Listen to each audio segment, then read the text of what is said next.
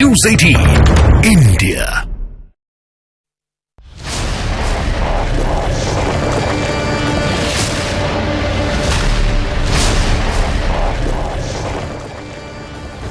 नमस्कार, आप देख रहे हैं न्यूज 18 इंडिया। मैं हूं आपके साथ सपना शुक्ला। बुलेटिन की शुरुआत बड़ी खबर के साथ बंगाल के संदेशखाली से। एक खबर जहां एक दिन पहले बीजेपी के 6 सदस्यों के दल को संदेशखाली जाने से रोके जाने पर सुप्रीम कोर्ट जाने की अब तैयारी है बीजेपी की।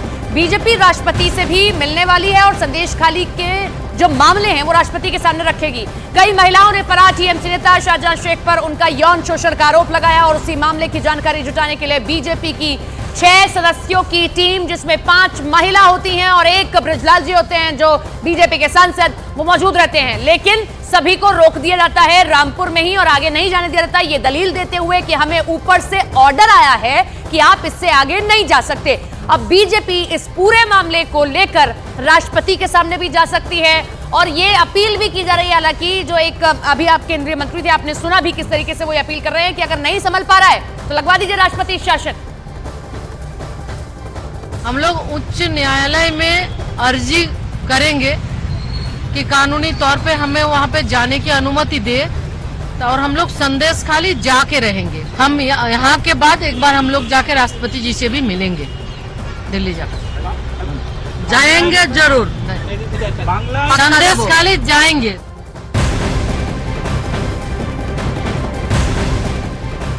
और इन सब के बीच बड़ी खबर ये कि केंद्रीय मंत्री निशित प्रामाणिक ने ममता सरकार के ऊपर बड़ा बयान दे दिया है। उन्होंने बंगाल सरकार को आड़े हाथ लेते हुए ये कहा कि अगर ममता बनर्जी से बंगाल की कानून व्यवस्था नहीं संभल रही है तो फिर वो केंद्र से मदद मांगे, केंद्र उनका साथ जरूर देगा। ये बड़ी खबर इस वक्त की आपको बता रहे हैं। निशित प्रामाणिक ममता बनर्जी के ऊपर करारा हमला बोलते हुए दिखाई दिए। साफ साफ उन्होंने कहा कि ममता बनर्जी अगर बंगाल को संभाल नहीं पा रही है तो फिर केंद्र से मदद क्यों नहीं मांगती है। ममता बनर्जी से ये संभाला नहीं जाता तो ममता बनर्जी एक बार अगर बोलेंगे कि उनसे संभाला नहीं जा रहा है तो होम मिनिस्ट्री उनको पूरी तरह से सहायता करने के लिए तैयार है, सेंट्रल फोर्स पूरी तरह से तैयार है और इस सिचुएशन को डैमेज कंट्रोल करने के लिए जो है केंद्र सरकार पूरी तरह से राज्य के साथ खड़ा रहेगा। और अगर शेख शाहजहां और ये जो सभी दुष्कृति है इनको ढूंढने में भी उनको केंद्र का मदद चाहिए, वो भी केंद्र करने के लिए प्रस्तुत है। राजनीतिक बयान आप सुन ही रहे हैं। हमारे साथ हमारी सहयोगी आशिका लाइव जुड़ रहे हैं, उनका रुख कर लेते हैं। आशिका, राजनीति छोड़ दीजिए एक तरफ, ये बताइए कि महिलाओं की जो बात सामने आई थी उसमें एफआईआर तो कम से कम हो ही जानी चाहिए थी। जो सीधे सीधे सरकार ने ये कह दिया कि नहीं नहीं कोई ऐसी दलील नहीं है, हम एफआईआर नहीं कर सकते, जबकि ऐसे मामले में पहले पीड़िता की सुनी जाती है और उसके बाद जांच शुरू कर दी जाती है।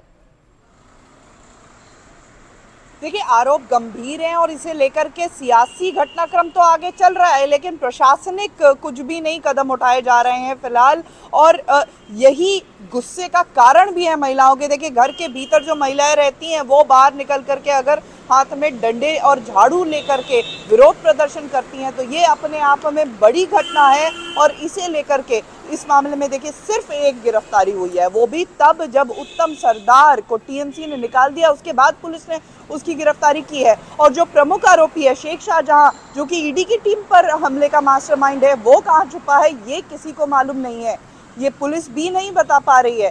तो नाराजगी जिनके खिलाफ है वो एक तरफ और दूसरी तरफ सियासत इसे लेकर के चल रही है। ममता बनर्जी ने आरोप सीधे सीधे बीजेपी पर, आरएसएस पर मढ़ दिया है।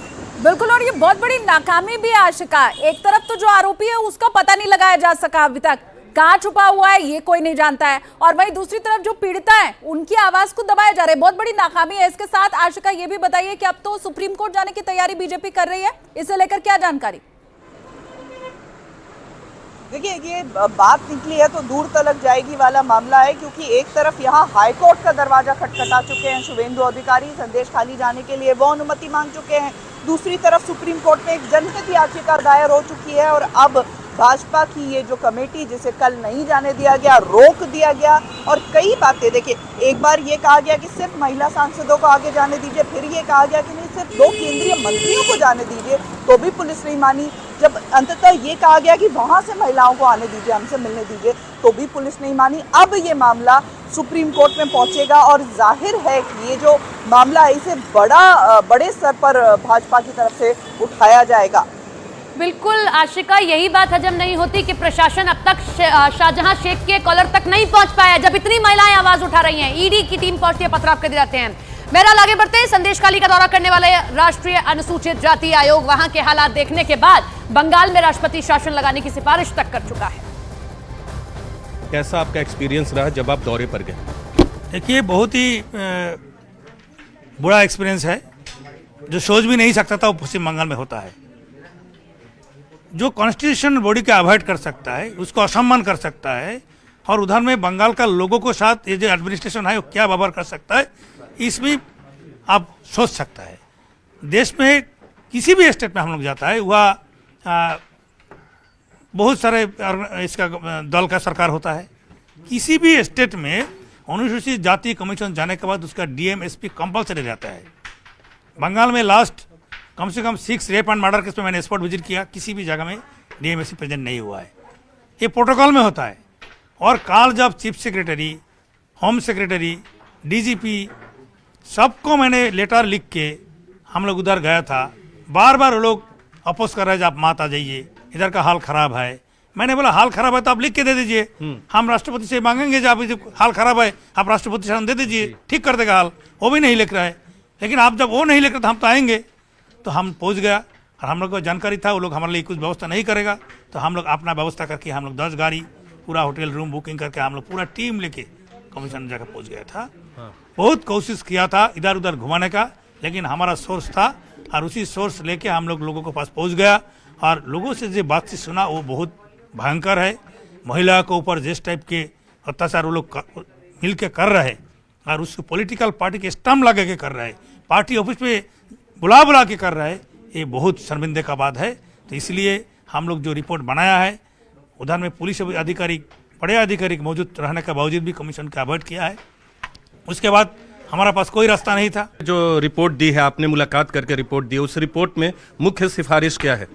वो रिपोर्ट में मुख्य सिफारिश यही है कि अभी उन्होंने कमीशन, एडमिनिस्ट्रेशन एंड क्रिमिनल मिल के जो काम कर रहा है, लोगों को बसने का कोई जगह नहीं है। क्या महामहिम ने आपको आश्वासन दिया? अपनी उन्होंने हमारा बात सुना है और उन्होंने भी सहमत भी है। उन्होंने बोला है इस टाइप का बात तो हम भी सुन रहे, देख रहे, और आपने जो रिपोर्ट दिया है इस पर चर्चा करके हम जरूर कुछ कार्रवाई करेंगे। हमसे बातचीत करने के लिए धन्यवाद। कैमरा पर्सन कमल देव के साथ नीरज कुमार, न्यूज 18 इंडिया, दिल्ली।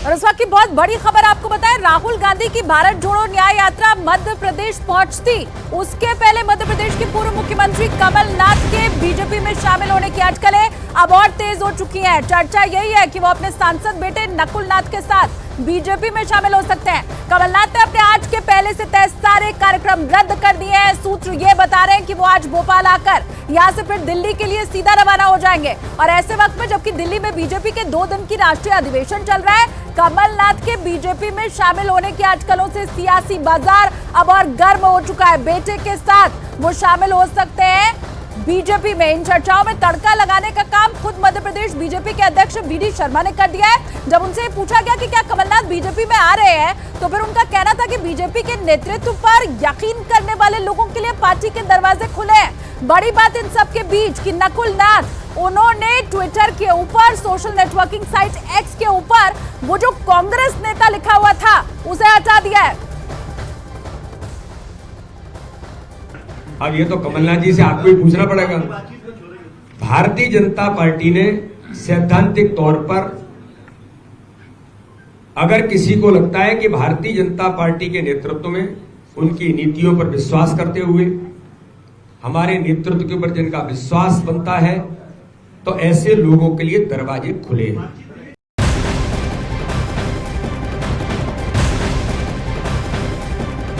चुनाव के मुहाने पर खड़े हैं और अगर कमलनाथ भी बीजेपी चले जाते हैं तो यह कांग्रेस के लिए एक बहुत बड़ा झटका होगा। इन सबके बीच में कांग्रेस के नेता दिग्विजय सिंह ने कमलनाथ के बीजेपी में शामिल होने की चर्चाओं को महज अफवाह बता दिया है। दिग्विजय सिंह ने कहा कि कमलनाथ के बीजेपी में जाने की उम्मीद ही नहीं है। उनसे कल ही मेरी बातचीत हुई। दिग्विजय सिंह ने कहा कि जिस शख्स ने नेहरू परिवार के साथ खड़े होकर लड़ाई लड़ी है, ऐसा शख्स सोनिया गांधी और इंदिरा गांधी का परिवार नहीं छोड़ सकता है। ये आज की बहुत बड़ी खबर, बहुत बड़ी राजनीतिक हलचल। क्योंकि अब ये शक इसलिए गहरा रहा है कि वीडी शर्मा क्या कह रहे हैं, कार्यक्रमों को रद्द करना, दिल्ली आना, किस ओर इशारा।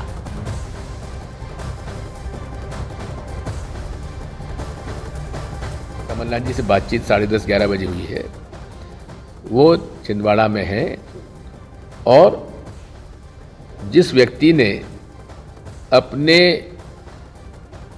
राजनीतिक जीवन की शुरुआत नेहरू गांधी परिवार के साथ उनके पीछे साथ में खड़े होकर उस समय लड़ी थी जब पूरी जनता पार्टी और केंद्र की सरकार इंदिरा जी को जेल भेज रही थी, उस आदमी को आप कभी उम्मीद भी कर सकते हो कि ऐसा आदमी कभी कांग्रेस और सोनिया गांधी जी के परिवार को छोड़ के जाएगा, इंदिरा जी के परिवार को छोड़ के जाएगा?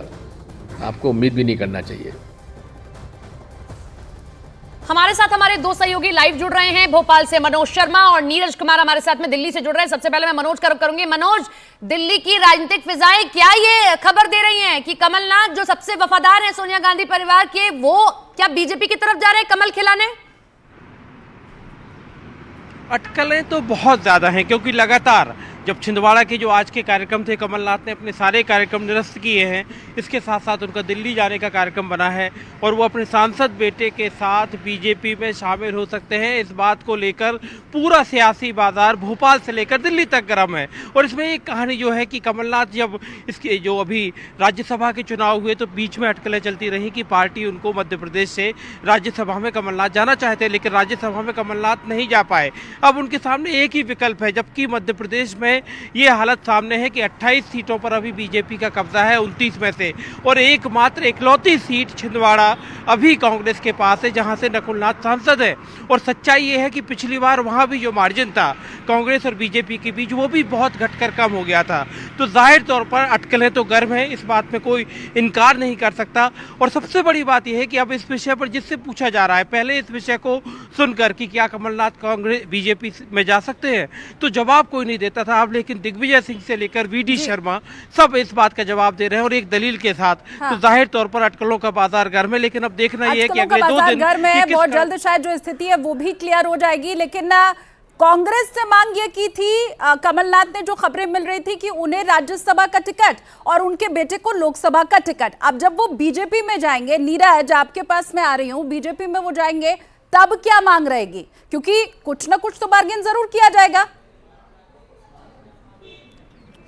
देखिए, भारतीय जनता पार्टी में कोई नेता शामिल होता है, कांग्रेस के ज्यादातर चेहरे जो शामिल हुए हैं उन्हें राज्यसभा का पद तो दिया ही गया। अभी आरपीएन सिंह को उत्तर प्रदेश से दिया गया, इससे पहले ज्योतिरादित्य सिंधिया जो खुद मध्य प्रदेश से थे वो शामिल हुए थे। देखिए, कमलनाथ और नकुलनाथ को लेकर अटकलें हैं। नकुलनाथ ने के बायो से, यानी ट्विटर बायो से, एक्स बायो से कांग्रेस मिसिंग है उनके बायो से, यानी उनके प्रोफाइल पे अगर जाइएगा तो।